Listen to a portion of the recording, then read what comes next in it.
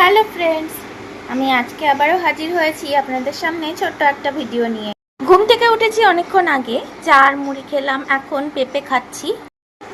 তখন পেঁপে খেলাম, তারপর বিছানা পরিষ্কার করলাম।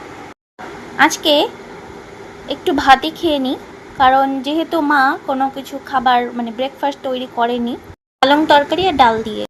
এখন যাচ্ছি মন্দিরে, দরকার আছে। এই যে আমি মন্দিরে এসেছি, এটা মনস্কামনা মন্দির চত্বর। এই যে মা,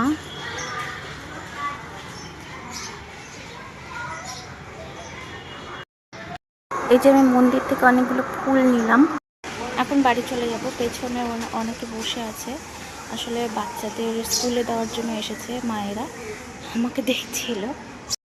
এখন বেরোচ্ছি একটু মহাবীরস্থানের মার্কেটে, দেখি কিছু মার্কেটিং করতে পারি নাকি। আমি তখন মার্কেটে গিয়েছিলাম, আজকে একা একাই মার্কেটে গেলাম। এগুলো আমাদের পয়লা বৈশাখের মার্কেটিং। এটা মায়ের শাড়ি, আমার কুর্তি, আর দিদির জন্য একটা চুড়িদারের পিস আজকে কিনে আনলাম।